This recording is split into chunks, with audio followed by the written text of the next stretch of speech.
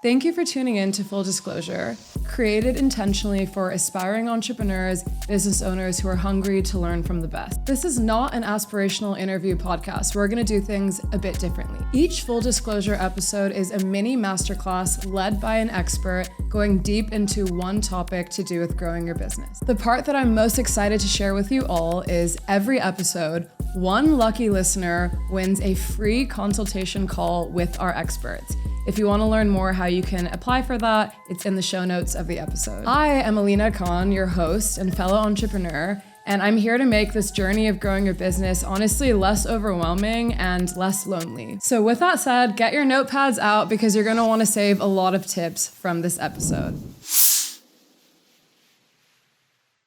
Welcome back to Full Disclosure. Today's guest I'm super excited about because it's a topic we all need to know about, mastering the pitch. And when I say pitch, I mean a few different things. So there's the elevator pitch, which we all know is so important to get someone's attention in just 60 seconds. But there's also pitch decks, and both can take your business so far and can help even the way you sell yourself, which I feel like me and my guest were saying life is sort of about knowing how to sell yourself. So I think you guys will find this mini masterclass super valuable. And without further ado, I can't wait to introduce you to my guest. His name is Raj. He's a founder of Startup Hypeman, and he calls himself a chief pitch artist. So he knows what he's talking about when it comes to this topic. So Raj, welcome to Full Disclosure. Thank you for having me. I thought in honor of being in the presence of the second greatest con, I would wear a shirt of God.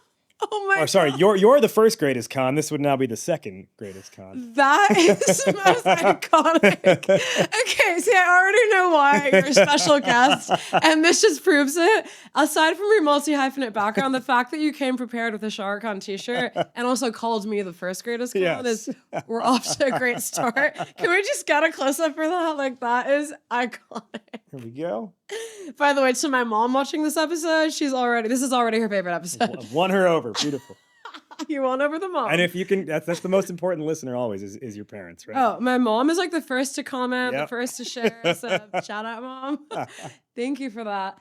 Okay, so Raj, before we get into the episode, I always have my guests take a pledge. Because my core value is that episodes are valuable, I need to ask, and we're going to handshake at the end if you commit to the pledge, but Raj, do you commit to full disclosure today on this episode, ensuring that you're not going to gatekeep, but actually share all the insights that will help my audience of business owners? I commit to full disclosure. Let's do it. Let's lock in. Thank you. Let's get into your super unique background, because when me and you were talking on the phone, we were saying you're so much more than a pitch consultant. I know a lot of people work with pitch consultants, but the reason why people enjoy working with you and the reason they're going to get a different result is because you come from a background and a myriad of so many different things that you also do. So can you tell us a little bit about that? Yeah. So, being chief pitch artist of Startup Hypeman would be like the main, but what that's flanked by are these other instances where I am putting myself in the same position a founder would find themselves in, but in a different arena. And I mean that almost literally.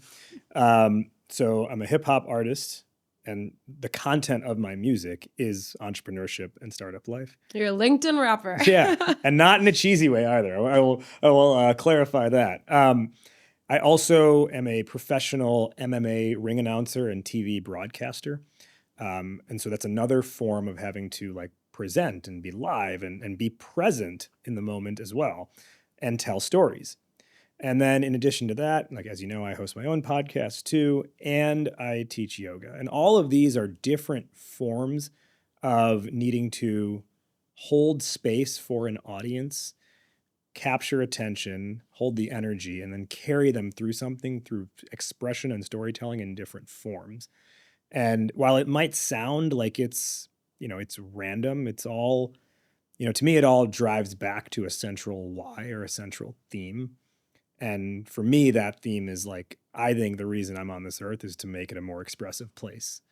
So these are the chariots or the vehicles that I'm riding to make that happen. So if you relate this to a startup pitch now, it's whether it has been in an arena with MMA fighters, or whether it's been on stage at a concert, or whether it's a 25-person yoga class, or even a 5-person yoga class. I would actually almost argue it's harder to teach or perform in front of a small audience versus a large audience. Well, interesting. Why, actually? So I have done shows in front of 1,000 people, and I have done shows literally in front of 5 people. In a 5-person audience, if one person goes to the bathroom, 20% of your audience is gone.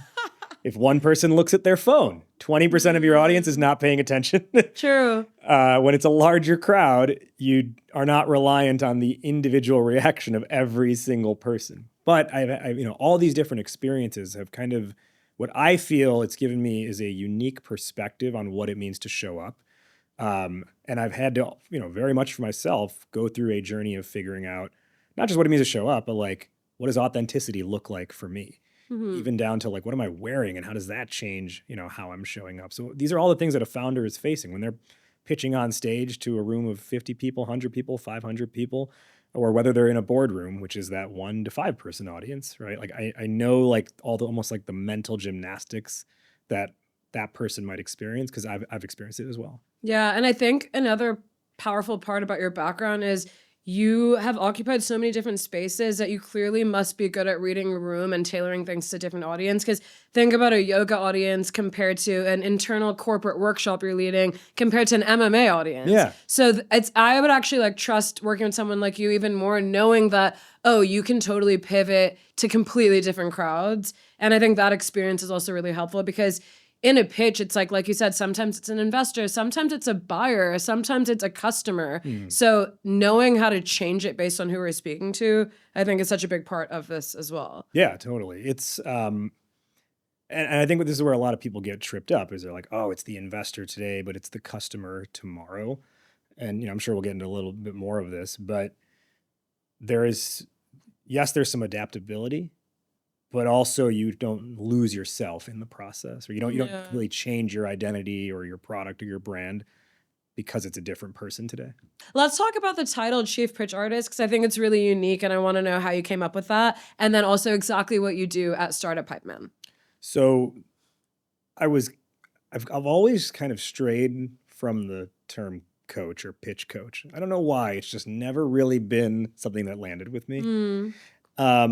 Consultant almost feels like it's not that consultants are bad, but it almost feels like it's misrepresentative because of the dynamic sort of like perspective that I'm able to bring. And also I feel like a lot of times consultant is just like, I'm going to generally explain how to do something, but not actually do it. Yeah. Or like build the thing. And very much what I'm doing is building a pitch for a founder. So through this, I really saw, I'm like, in all aspects of my life, I view myself as more of an artist. And the approach that I'm taking to this exercise of working with founders is more artistry than anything else. So I was just like pitch artist for a while. And then I built up a small team and had other people underneath me who were also creating pitches. And so I was like, well, they're the pitch artists now, which makes me chief pitch artist. Yeah. And so that's how that came together. And what are all the services someone can expect at Startup Hypeman? So we have a very specific process we take a startup through to get them capital raise ready, as well as go to market ready. And this is developing, we call it our goat to market pitch kit. Because why go to market when you can goat to market? I love it. And why be a unicorn when you can be the goat? I love it. The aspects of it include the development of an elevator pitch, storyboarding out the pitch deck, actually designing the slides after that. We create a document called a brand manifesto, which is basically a founder's vision story. And we also create an audio file of the elevator pitch as well, and then show them how to like weave these assets together to like progressively layer in your conversations. More recently, what we've also added in is we're doing quarterly demo days. So we're not just helping create the pitch, we're also building stages for these founders to go on and get immediate traction. And then we've also now introduced a kind of like an online accelerator program called 1 Minute Pitch Masterclass, which takes the elevator pitch itself into a group format where it's more of like a done with you and you're building alongside other founders. That's so cool. You're basically like a one-stop shop to the whole world of pitching. for a startup. In a sense, yeah. I think what's funny is this might come up later, but like I don't like using the phrase one-stop shop. Tell me about it. I just think, and I don't mean necessarily applying it to myself only. I just mean like generally, if I'm building a pitch, you likely will not see the phrase "we are a one-stop shop" put into that company's pitch. Mainly because I just think it's so overused. Yeah. That it very much creates a "I've heard that before" kind of feeling. So I appreciate the nod, but it was funny that you mentioned that because I'm like, oh, that's on my like do not do list. But I'm actually glad it came up because it shows our listeners that you are going to be someone that kind of challenges anything that sounds basic and done before. And that's also why someone would work with you. Like this all goes back to your signature essence of how you approach pitches. So that makes me kind of more excited to even get into it with you because I'm like, okay, I won't be hearing buzzwords and I won't be hearing what other pitches have. Yeah, well, and this is where I think, again, some of where that artistry comes into play is only you are going to have the opportunity to represent yourself in the way you want to be represented. Everything else is perception based off of your representation. Mm-hmm. So if you're not going to represent yourself or choose to represent yourself in a way that feels good, that you believe in, and that you think resonates, you're leaving it to others to create the perception for you. And everyone will have their perception regardless, but it's your job to own your half of it. Yeah, completely. I completely agree. Before we get into it, what is one of your favorite case studies of a startup that you've helped with some pitch service that actually led to great results that you were really proud of? One of these founders has become a good friend. His name is Chuck. He's the founder of a company called Navlex. Mm-hmm. And one of the things that he told me early on when we started working together was like, I'm so tripped up on just making this make sense to other people. And he's like, I know it's a really great product. I need to get other people to see that. And especially as they were starting to build more traction and hire a team, he's like, I need to also make sure like our team really understands how they should be representing this product in the market as well. And so we work together, and as of at least when we're doing this conversation, it's still live and active. But he's pretty close to closing out a Series A round. He also has won Best Pitch at multiple events like Venture Summit and things like that. He's grown his revenue several $1 million as well. And so much of that comes back to, he'll tell you, because a lot of times I'm like, I don't want to take credit for any of this. He won Best Pitch, so I think you can very much take credit. But he'll tell you like how like instrumental getting these fundamentals down helps. And then like when he's in, and the reason why like, the process that we're taking founders through, I think works so well is because it's preparing you for the different scenarios you will find yourself in. It's not I think there's a lot of just like, oh, you just need to build a pitch deck and that's it. It's like, really? That's part of it, but you don't get every opportunity to just take out a PowerPoint. Like, what do you do when you're networking? Exactly. What do you do when it's a more casual conversation? What do you do when the screen is broken? 100%. In the beginning of launching our cosmetics brand, and my close friends will like laugh at this as they hear it because they would call me out on it. I didn't know how to master a short pitch. So they would hear me say this like 20-minute story because I didn't know how to like do it quick. And now I can say it in 1 or 2 sentences, but it's so true. It's like you may know your origin story, but the way you deliver it, like not everyone cares for a long story. Not everyone has the attention span. Yeah. So it's so true that you need to kind of have like adjustables to work with. Mm-hmm. So it's cool that it sounds like you don't just give this one pitch. You give, is it multiple iterations or do you give like a crux of something that you teach them how to adjust? So think of it as like, here's your master thing, and then you will be able to use this and then adapt it to the situation. So it's like, here's one elevator pitch. Yeah. And this is the banner version of it. Mm-hmm. But because you have this banner version, you're going to be able to use the conversational version of it when that situation arises. Yeah. And we show them as well how to Yeah. conversationalize it. So you like also give them that conversational version. Yeah. Okay, that's Yeah. awesome. So what do most people get wrong about confidence when it comes to speaking? I think, and the thing that I've seen the most is people being or misunderstanding that because they've seen someone else show up in that way, it means they have to show up in that way as well. Like I have a very specific personality. I'm loud, a little bit boisterous. My laugh is really loud, all these things, right? Same. And I never really have any issue with stepping onto a stage or holding a microphone. That's when I feel most at home. So my baseline confidence and the way I show up is going to be a lot different than someone who's a natural introvert, who doesn't like to be the center of attention, who maybe has a softer voice. And I think we tend to look at just the to be frank, I think the industry tends to look at only the successful male examples and is like, that's how it should be done. Yeah. And that's not the case for everyone or most people, whether you're male or female or in between. There is a way that it can be done for you where it projects confidence while not sacrificing your actual identity or authenticity in the process. Because you have to be able to pull it off. Correct. Right? If someone can sense you don't really dress like that probably, or oh, you probably don't use that word, but some pitch consultant told you to, you can feel it, and it's actually backfires everything you've done. Yeah. Because if I don't trust what you're saying, you've lost me as an investor, as an audience member. Well, and the point you mentioned right before that was if you don't usually wear that thing, then it's going to show in some way.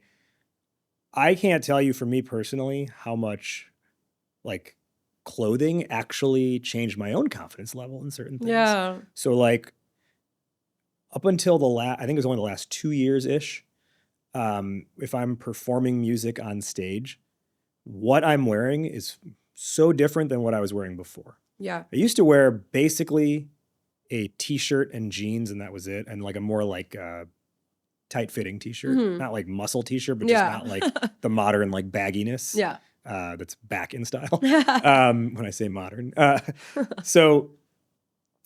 the thing is, I always felt a little bit restricted in my movements on stage. I didn't feel comfortable using my body in a way to be animated on stage while doing music. And I never attributed it to what I was wearing, but then I changed what I was wearing and I started doing layers on stage. And it might be a t-shirt, or it's more likely going to be a hoodie. And then there's going to be this over it, or a bomber jacket, or something like that on top of it. And when I started wearing the layers, I was like, I feel like I have so much more fluidity in my movements now. And I don't have any sort of restriction. And then I started wearing sunglasses on stage. And that was the biggest transformation, because it's almost like if you know anything about pro wrestling, there's the luchadors, which are the masked wrestlers. Okay. And in luchador culture, they often talk about how the mask is how they are able to escape into that character. And for me, sunglasses has been the same thing when performing live music. When I put the sunglasses on, now I can fully escape into who I want to be in that moment with no restrictions whatsoever. An alter ego is unlocked in a way. Yeah. And so that has, if you look at some of the video of maybe and I'll notice it, right? I don't know if others will, but I'll notice it. I know the sort of stiffness I felt on stage before versus now. And it's so much about the clothing. Or even professionally, if you look at my headshot from before 2021, it was blazer, button-down shirt, and I'm leaning against a brick wall. It's a very traditional headshot. And there is nothing wrong with that. But I wasn't allowing enough of my personality to come through. Now it's leather jacket, t-shirt, and I'm doing finger guns into the camera. And that to me so much better represents who I am and what I feel is the image I want to put out there. Yeah. So when it comes to everything you just shared, so I'm imagining from my listeners' perspective, they're all startup owners and founders. What's the fine line between keeping your personal expression, because what I've learned from you is that makes you more comfortable on stage and you're going to deliver best when you're most comfortable. But then what about if you need to convince investors to put money in and you think you're overthinking about trust maybe? So would you adapt what you said based on the industry someone's in? Like maybe a beauty founder can have a bit more fun with expression compared to a tech founder, or do you think there are no rules? What's your suggestion or advice? So there are some guardrails based on like the room you're entering. Like this might be my baseline way of dressing, but like if someone invites me to their wedding, I'm obviously going to wear a suit to the wedding. If you're in the beauty industry, you probably can't show up looking like you never have touched a beauty product before. Yeah.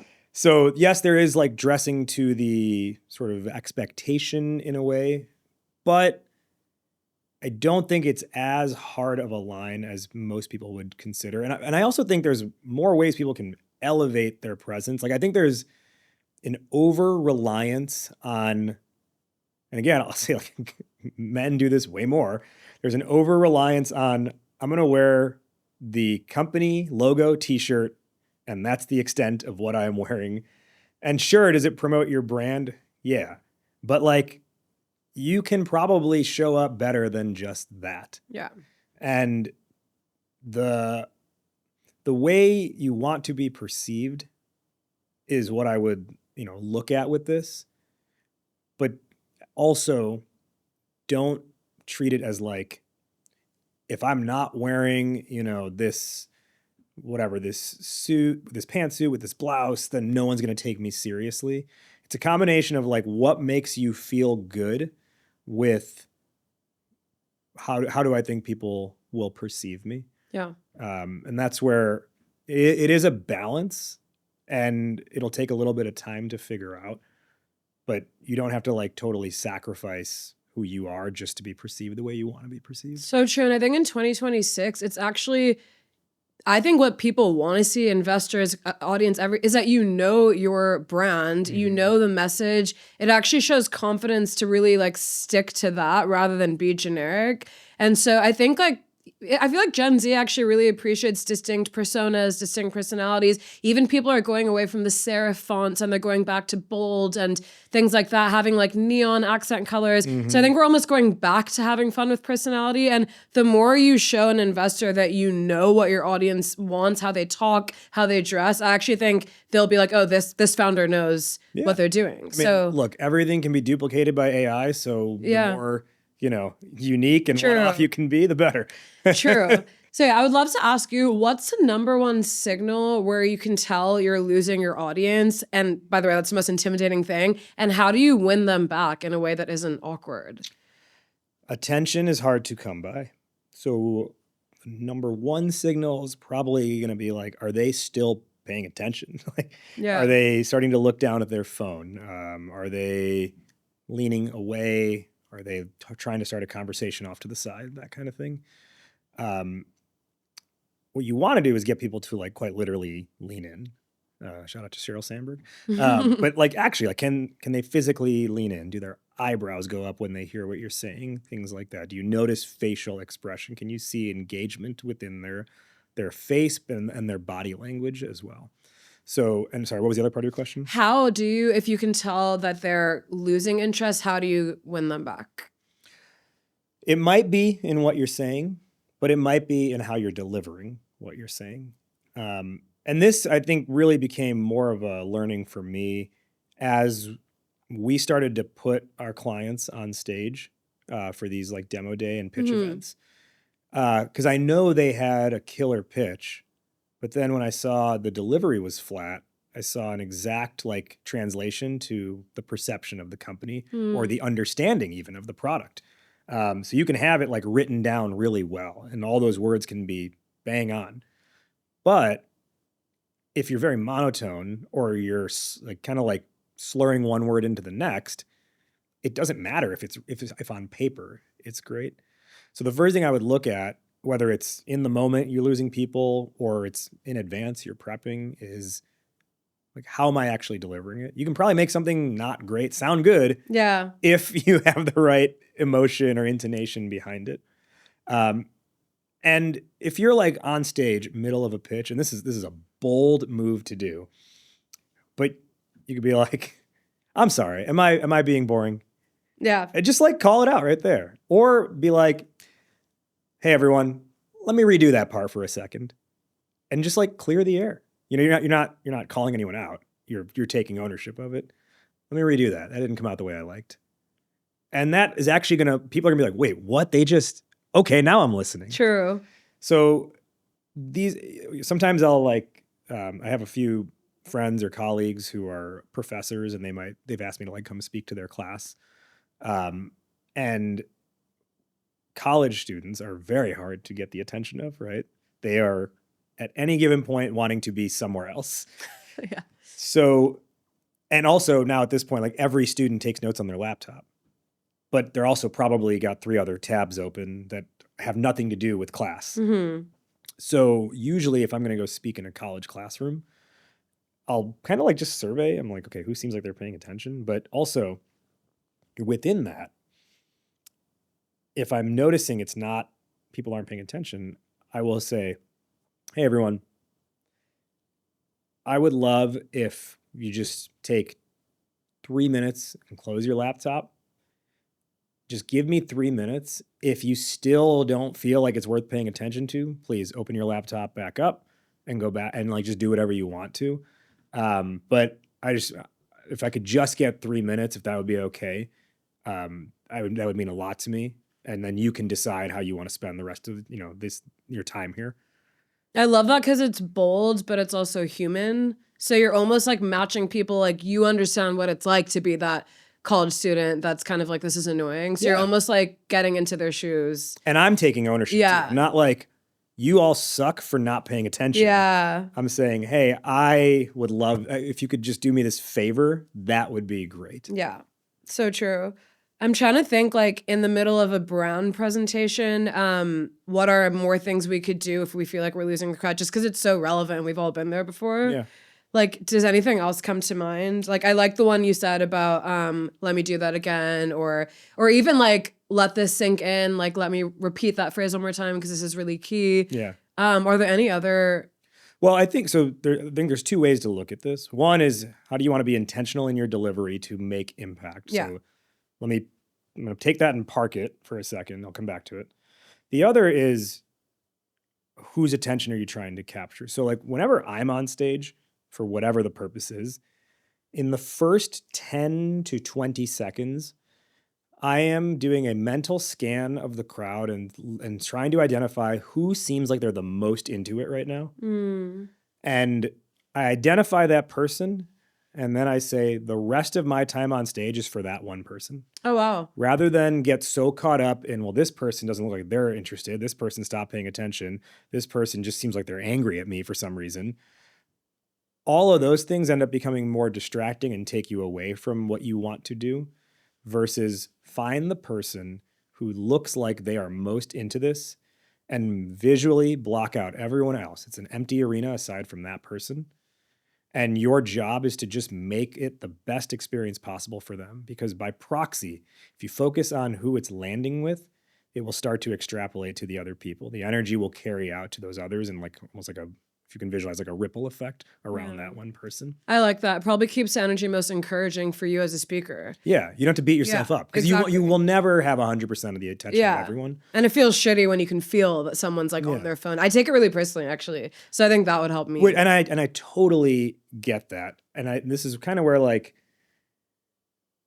I kind of lean towards like, I think we should all think of ourselves more as entertainers and entrepreneurs. And if you go to a concert, you're like fully into the concert, but also if you text your friend, hey, I'm at this concert, the artist is not stopping the show to be like, pay attention to me right now. Like they know their job is to facilitate a good experience. However, someone chooses to have that experience. Yeah. So it's not your job to like architect how everyone's going to have that experience. It's your job to do, from your side of the stage and project out. Again, I'm using stage in a broad term. But if one person's on their phone, maybe their child texted them saying, hey, I can't get in the house. Like, right? How are you going to get mad at them for that? And you don't know. So maybe they are just being a little bit apathetic towards you. Yeah. But let that be okay and focus on who cares. Yeah. And as an entrepreneur, I feel like I'm more and more actually trying to focus on how do I just find the people that really want this content? How do I find the people that really care about this topic? And that just helps me more because I don't expect everyone to care equally. But let's get into your signature formula. So you have something called the Que PASA formula, and I think it sort of is integral to a lot of the work you do with helping startup founders. So can you explain it? What is it? Why do you believe in it? And how does it help us? Sure. So the Que PASA elevator pitch formula is a framework that I came up with many, many years ago, designed to create your 1 minute pitch. So I'm considering the elevator pitch to be your 1 minute or less pitch. Yeah. And what it's doing is giving you a way to structure information so that it will be understood and received in the best way possible. So Que PASA is spelled QUE space PASA. This is a phrase in Spanish. And Que PASA in Spanish means what's up or what's happening. And that's what you're doing when you're introducing your company. You're telling people what's up. The acronym with this is the second half, PASA, which stands for problem, approach, solution, action. Okay. That flow of information takes someone from emotion to logic. Most entrepreneurs will do the exact opposite, and they will start with big numbers. They will throw out product features and all these product details. And maybe, not even all the time, maybe they will talk about the problem that it solves. Que PASA flips that on its head and says, let's actually lead with the problem and use that to introduce the actual product. So essentially, in doing this, you are leading people to, your destination instead of leading with your destination, if you will, or your product. The other thing this does, if you do this well within this framework, you are layering your information in a way where people are picking up on it, like with every sentence, and it just starts to make sense. And then by the time you actually get to your solution, and this is all happening within a minute, right? They're already starting to think about what the product or the solution actually is. And then when you say it, it's likely a confirmation of what they started to think about. So it's kind of like a Jedi mind trick where you planted the seed for them, but they thought of it before you said it. And then you saying it is now a confirmation of their original belief versus trying to impose foreign information on them. Right. You're answering their concerns before they can even get there. Yeah. Yeah. So I think the best way is if I give an example of this. So I'll come back to Navlex as an example.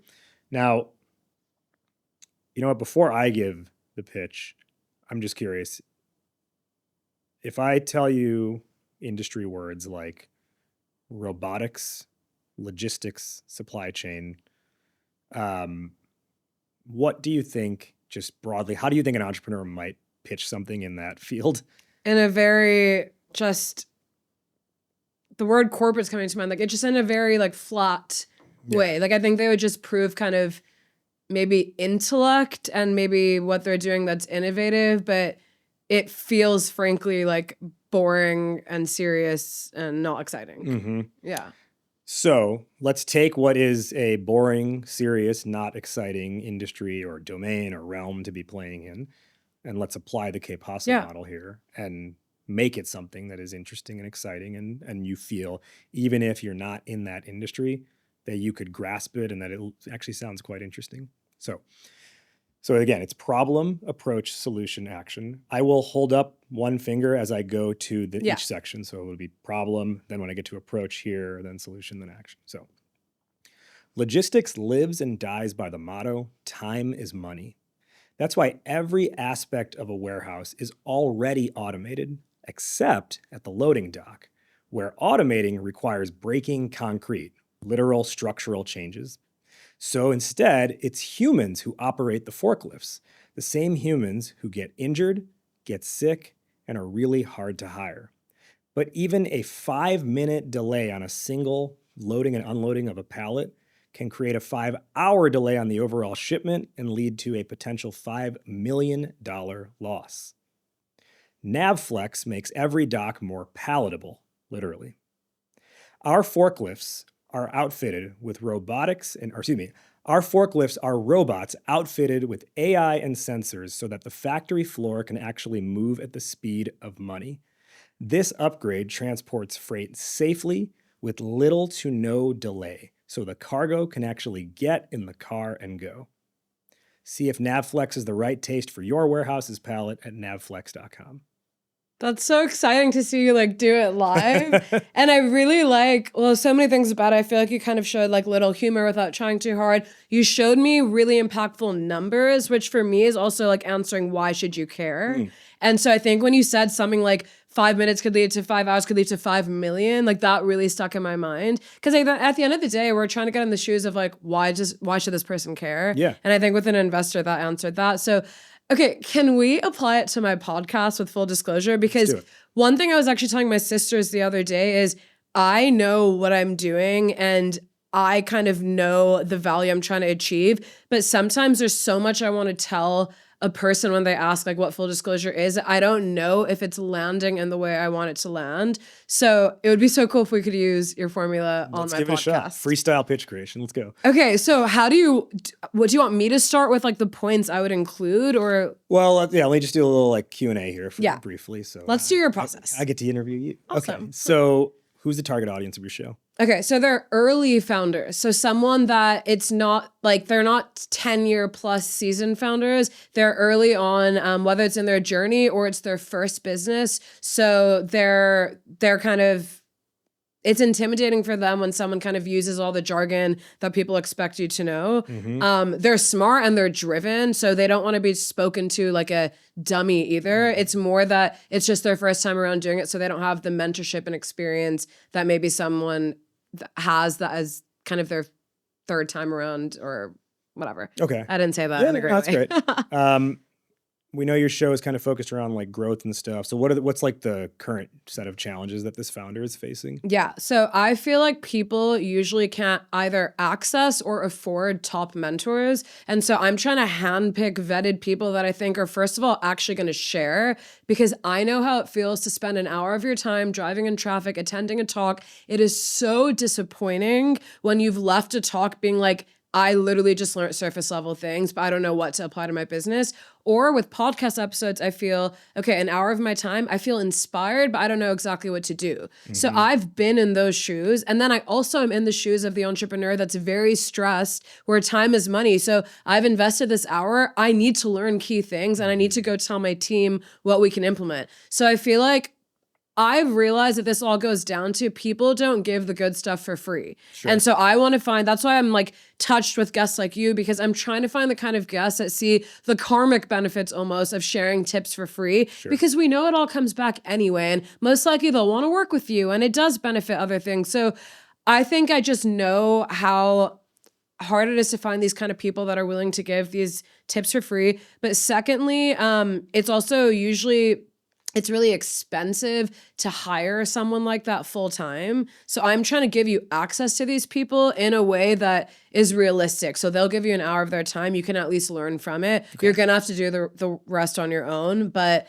at least I've put you in front of a mentor that you probably look up to that you weren't able to reach out to by yourself. Sure.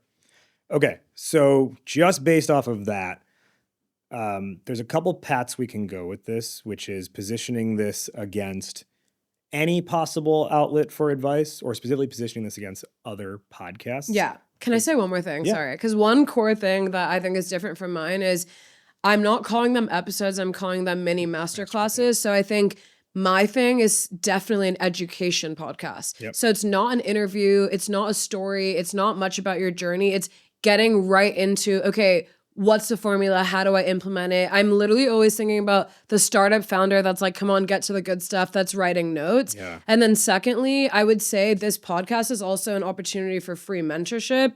So basically every episode, one listener wins a chance of getting a free consultation call with the guest or with the expert. So I think it's like, you're taking notes, you're learning things that usually people charge for, but also you may be able to win a 1-hour call without cost. Sure. And I think that all of a sudden makes this just more than what you're learning in that episode, but actually an opportunity for mentorship. Yeah. So that's kind of like all the key things I'd probably, Okay. in a way that's not intimidating and that's hopefully approachable. Okay.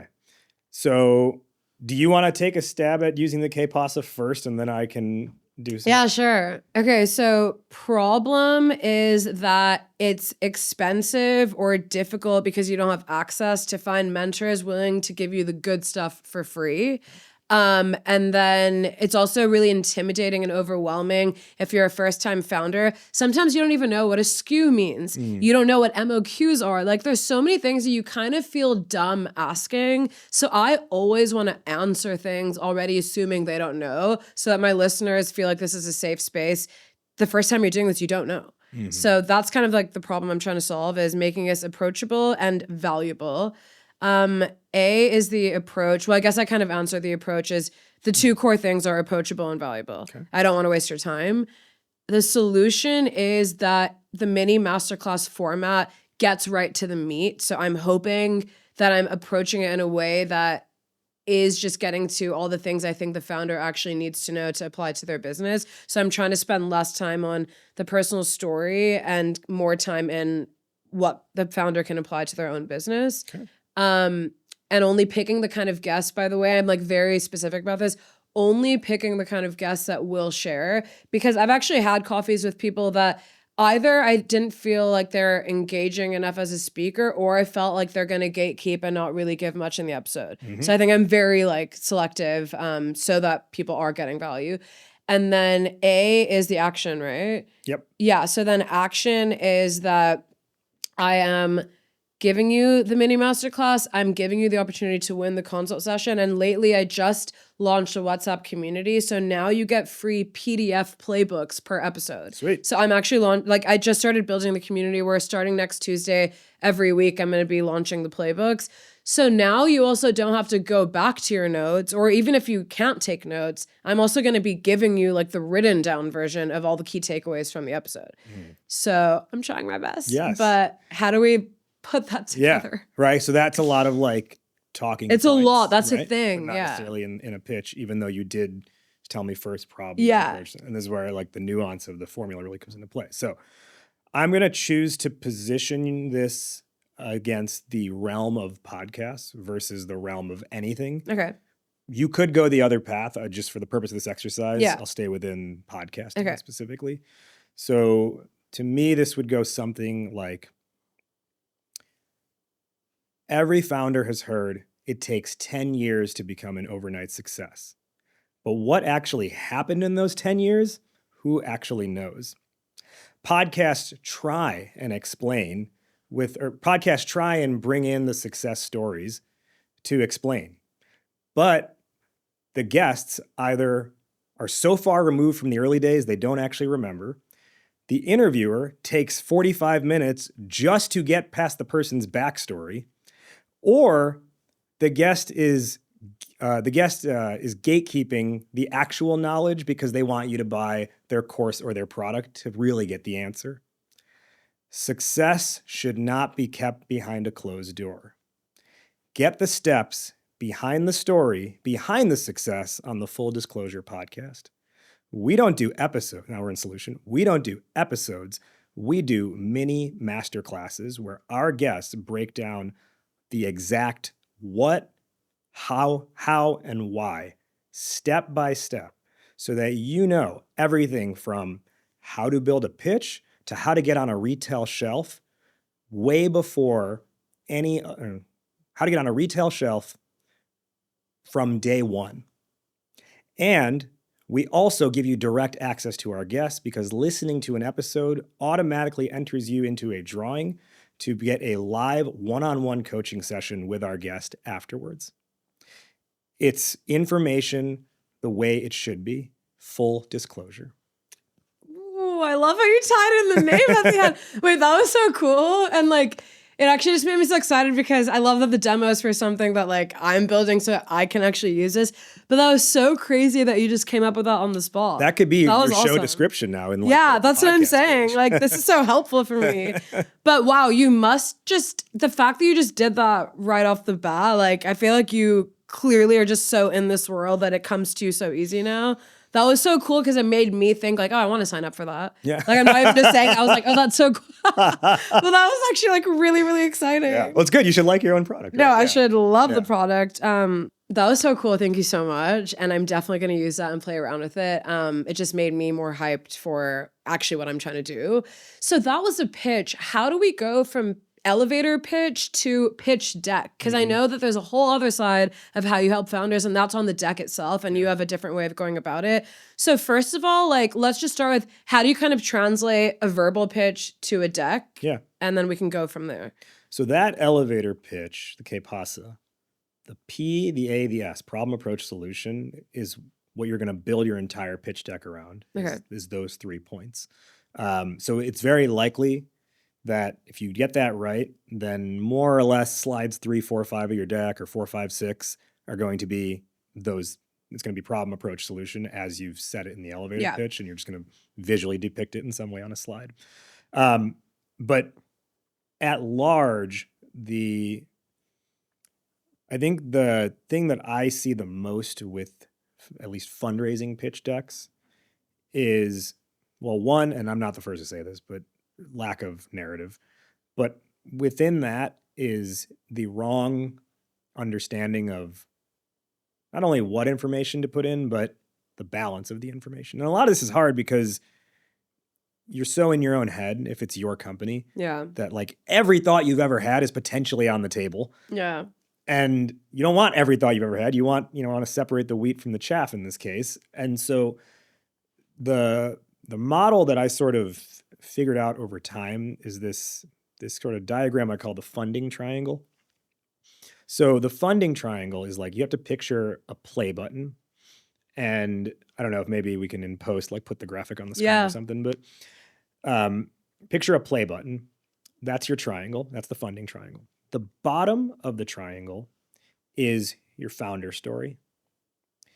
The right side of the play button, that point of the triangle, is the market story. And the top point of the triangle is your product story. Now, the reason I said a play button and not like a normal looking like equilateral triangle is you are adjusting where you balance and where you over-index versus under-index your information that you're putting amongst these 3 points based on where you're at as a company. So if the variable that kind of runs along the left side, so you can picture like a up and down vertical line to the left of this, and I call that the traction line. So so again, bottom is founder story, right side is market story, top is product story. Okay. The traction line is running up and down to the left of that. So the more traction you have, the more you're going to focus top, middle of the triangle, product and market. You don't need to focus so much on founder or founding team at that point. Okay. Like I was literally just working on a deck this morning. Yeah. And they're already at like 14 million revenue. They're raising an A round. Founding team and convincing people you're the right person, much less needed because you've been proving it with the success. Your of the PASA kind of. Yeah. It's not that it doesn't matter at all, but you don't need to focus as much of the presentation there. So top, middle, product, market story. In the absence of traction, you have to work your way bottom up. So you're putting more emphasis on founder, founding team, and selling the market, that it's an attractive market to be entering, and then a little bit on the product. Now, I want to make sure when I say that, I don't mean like slide 1 is your founder slide.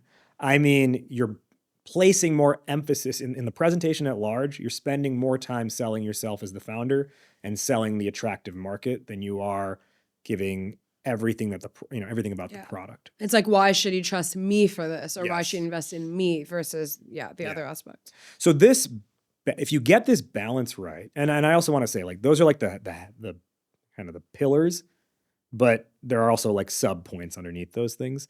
But if you get this right, what I've found is the reason that it works is because now your pitch becomes an exercise in thought leadership.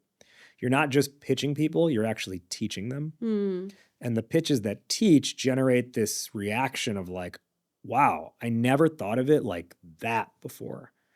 That's really interesting. Alina's onto something. We need to keep talking to her. She seems like she knows what she's doing.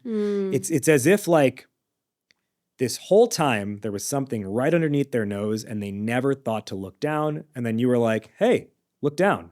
Now they can't unsee it and they associate you as the person who like pointed them down or like gave them the glasses to see. So that's why you want to like teach with your pitch instead of just pitch with your pitch. Yeah. So that balance there is so key. And just to get into a little bit more fine tune with that, like market story doesn't just mean do you have a big market size. It also is being able to identify secondary trends or tertiary trends.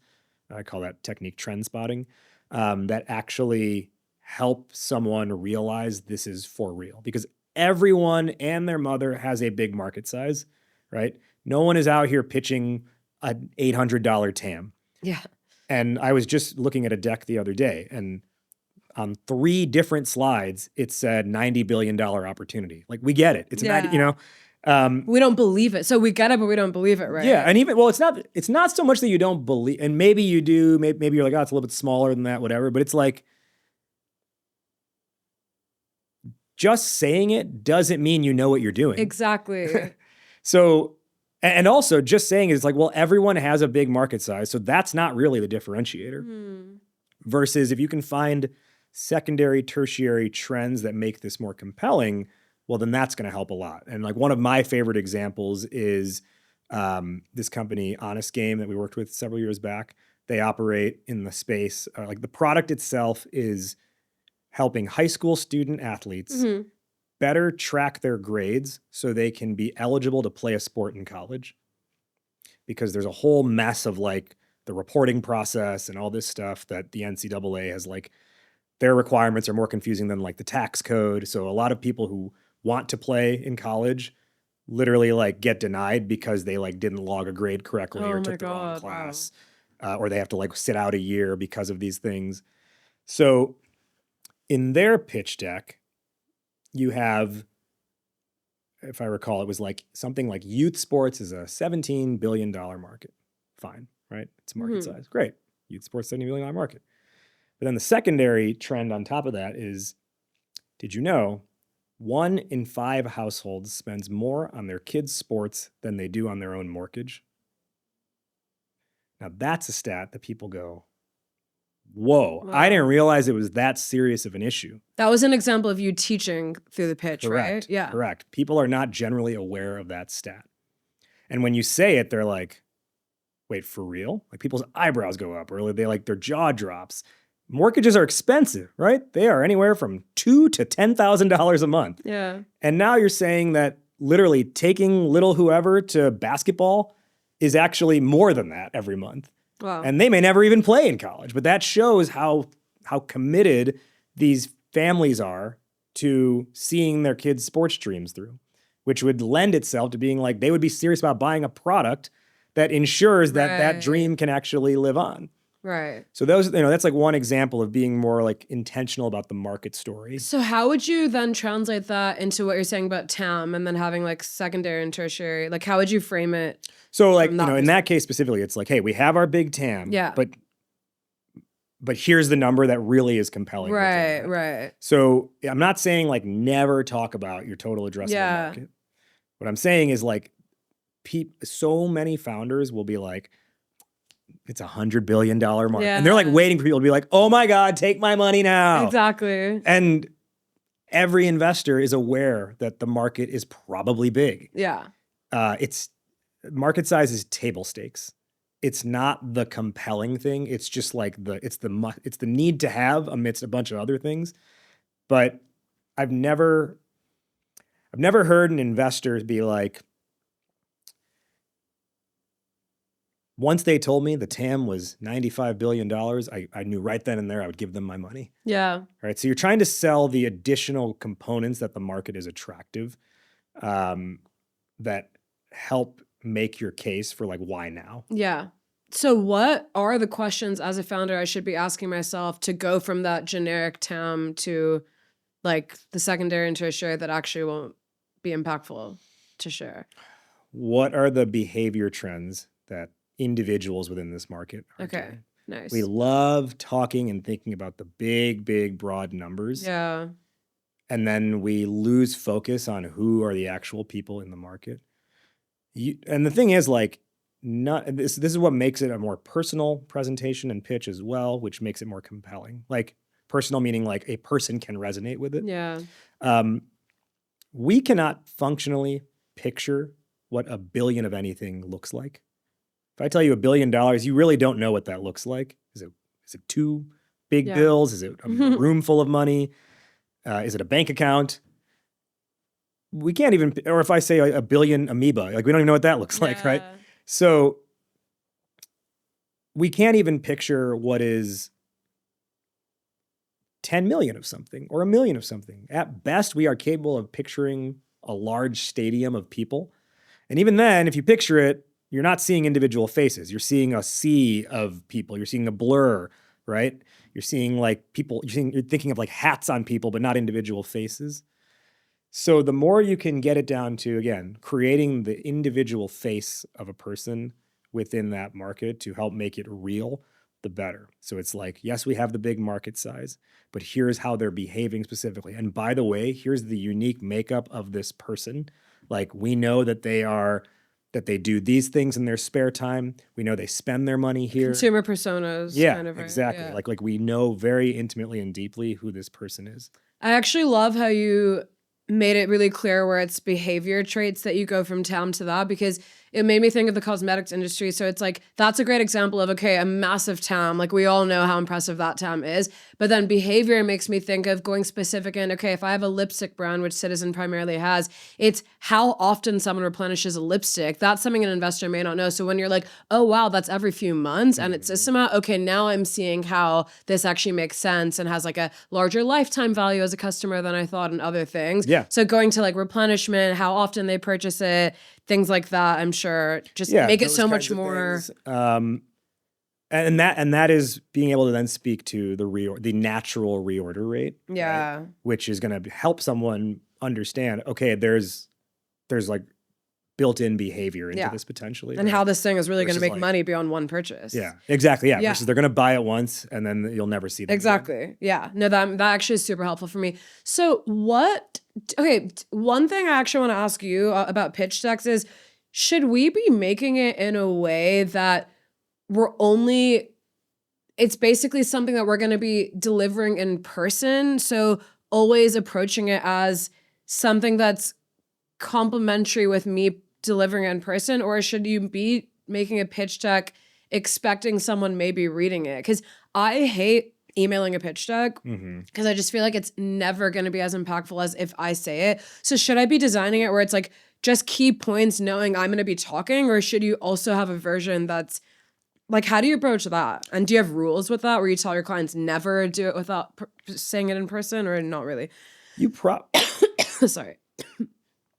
You probably want to have a send ahead version. And I agree with you, right? Like, yeah, I don't necessarily love the practice, but sometimes you're going to have those situations where you have to send something ahead.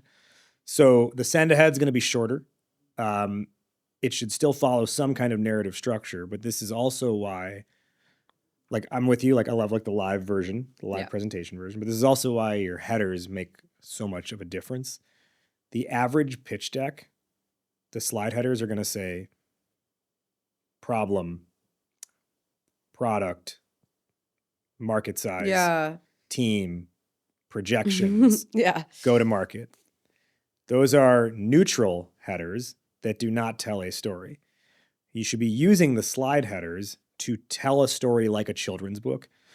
If someone's scanning it, they should be able, because it's the biggest thing on the slide, so their eyes are going to go there. They should be able to read just the headers and get a pretty clear picture.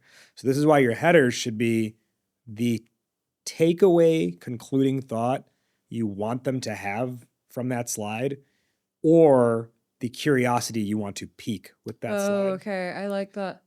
So do you not recommend the obvious slide heading like problem solution? Is it more like you said, like, you know what I mean? Yeah. So that is like, if you think about a slide, small font, top left corner is where it says solution. Yeah. But then you actually have like your marketing, like your newspaper like header. Got it. And think about a newspaper, right? How like a newspaper headlines are so that you will pick up the paper, for anyone who still reads a newspaper, right? You'll pick up the paper and be like, there's an interesting story I need to read. Newspaper headlines are never just report of yesterday's events. Yeah, exactly. It might have in the top left, it might say world, meaning like world news. And then big world event is like marketed to you. Yeah, that actually really helps me. So it's like small header solution, but under that, the big heading, that's what you want them to remember. That's like the key phrase or statistic. And it's that takeaway thought or that curiosity you're trying to pique. So I'm just thinking like this one that I was working on earlier today was their market is senior citizens, and the market size, the market size slide was little header, top left, TAM, or market rather. And then the banner header was the market is big and the silver tsunami will make it bigger. Now, the silver tsunami is this stat that more Americans are aging into 65 plus at a faster rate. So, and then in the slide, you have the Tam Sam Sam, the little like graphic, but then next to it, it says 1 in 5 Americans will be over 65 years old by 2028 or 2029 or something like that. So you are pointing them to what you want them to know about this versus just being like market size. Yeah. I like seeing it as what do I want them to remember from the slide if they could only remember one thing, and then that's what I make bigger. Yeah. Is there anything that I didn't kind of cover in my questions that didn't allow you to share something that the listeners would want to know? I think, well, two things. One, I want to come back to that point of the send ahead versus not. Yeah.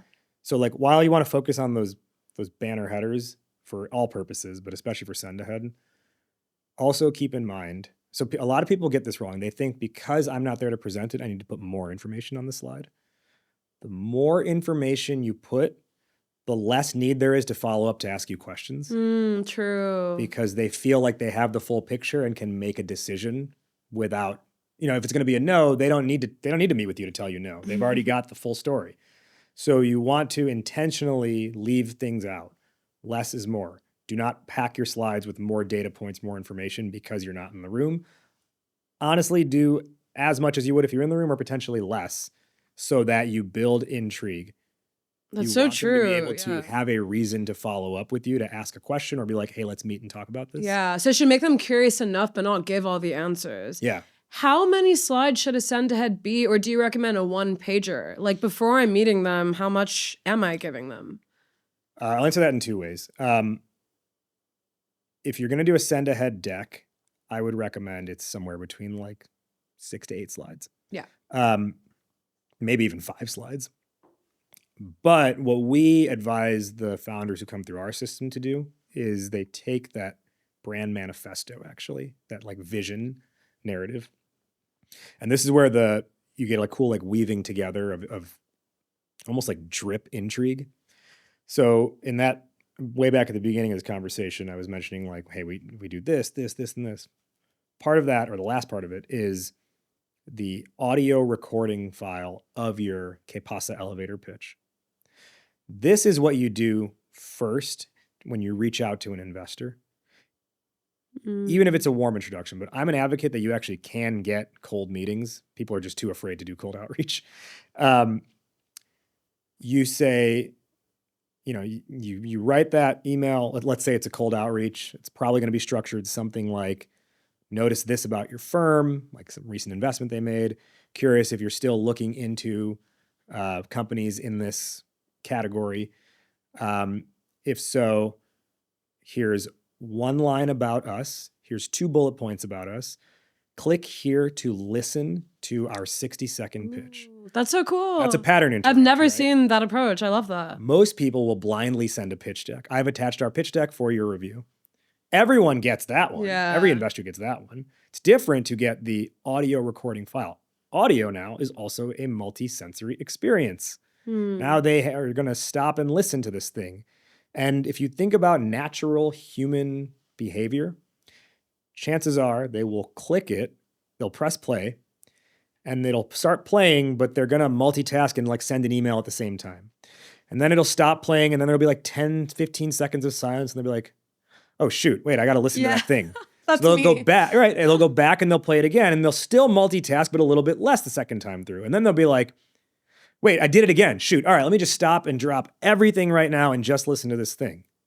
So that third time, maybe the fourth time, you've probably captured their full and complete attention, while those first two times, it was in the background. So now it's like it's in their consciousness in some way. And then through the recording, there's the right intonation, the right delivery of it. So now it actually is going to land in the right way too. Yeah.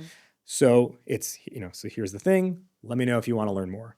They're going to reply. And if they like it, they're either going to say, let's set up a meeting, or they're going to say, send me your pitch deck.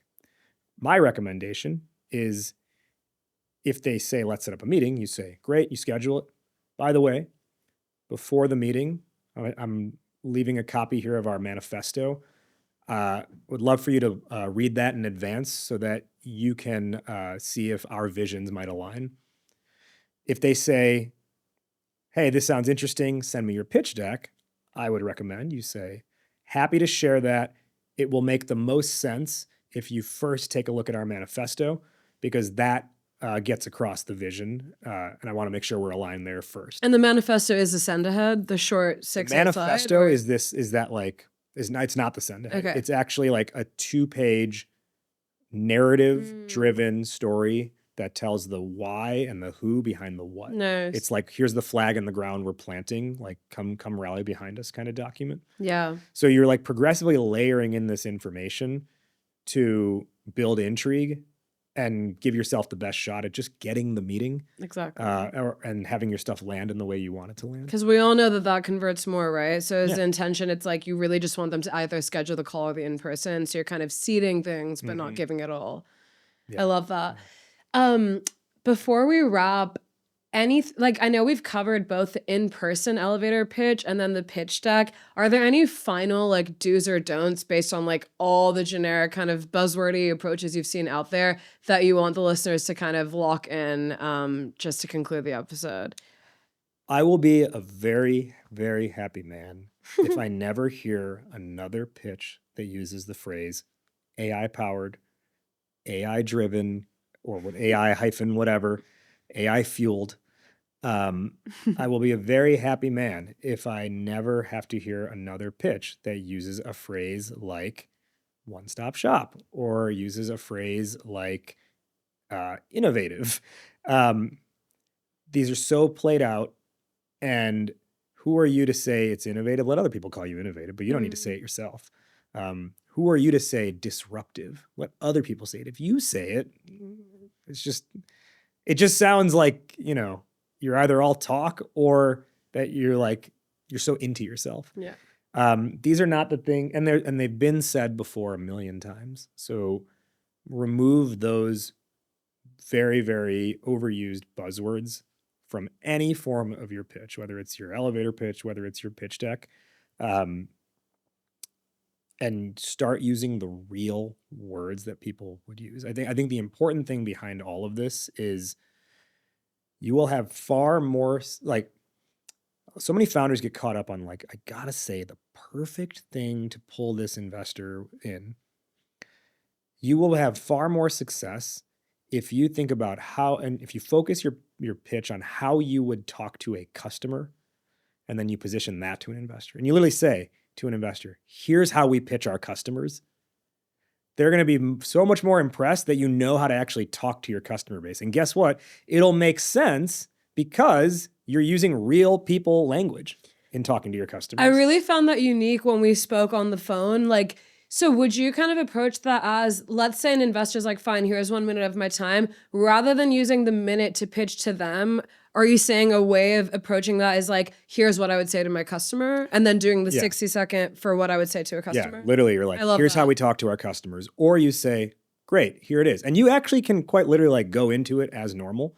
And because of, again, if you layer the information the right way through that Que PASA model, they will really be hanging, like the Navlex one that we did earlier. That's their investor pitch, but it also is it's the customer pitch, but an investor hears that. Yeah. Right? And notice how in that pitch, I didn't have to say it's a $125 billion market or whatever, which is what so many people think they must say in the first minute. They will not even notice that it's not there if you are able to get this information out in the right way, because it's so emotionally compelling that they are going to want to find the rational information to help support it later on. No, it makes so much sense. I really like that way of like reframing. Lastly, Raj, where can people find you? I just want to say, like, you have been the exact kind of guest that I hope to find, like, so open, sharing so much. And I know that this is what you do professionally, so it just means a lot that you really did break down everything for the listeners in a way that, like, they can actually take this and run with it. So thank you so much for being so open with it. And I'm so excited for the listener that gets to win the free session with you, because it's so helpful. It's so exciting. It can really change the game of what they can fundraise, but also how they can talk about themselves moving forward. Yeah. So for the people that maybe don't get the session with you, but are compelled by what you just shared, where can people find you and what can you shout out? Yeah, you can. I always laugh at, okay, so. Did I say another buzzword? No. It's not that. It's that. One-stop shop. It's that it's that in my mind, I'm still a child in my head. So whenever I start the phrase, you can find me, I immediately go into Nelly's lyrics of Country Grammar. You can find me in St. Louis rolling on dust. You can answer like that. It'll be memorable. So you can find me. StartupHypeman.com is the website. I'm at Raj Nation on, pretty much every platform. I don't use Twitter though. I have an account, but I don't use it. Or X rather. And then find me on LinkedIn as well. And my album is available on every streaming platform. It's called Goat to Market. The artist is Raj Nation, R-A-J Nation, all one word. Yeah. That's awesome. I'm going to link it in my show notes. Yeah. And Raj, thank you so much again. Thanks for the coffee. Thanks for the SharkCon t-shirt. And thanks for just bringing your energy. I really enjoyed it. Thank you for having me. This was so much fun. If you enjoyed today's episode and feel inspired by everything that our guest shared, don't forget that you can win a 1-hour free consultation call with today's expert. All you have to do is look at the episode description and the show notes to see all the steps to enter to win this call. We will select one winner only from this episode, and you'll find out within 1 week of this episode's air date. We'll put you in touch with the expert, you'll schedule a time to meet for a call, and the expert guest will look at your brand or answer your personalized questions, and you'll really get a one-on-one audit and consultation, which is such an exciting opportunity. Exclusive for our full disclosure listeners.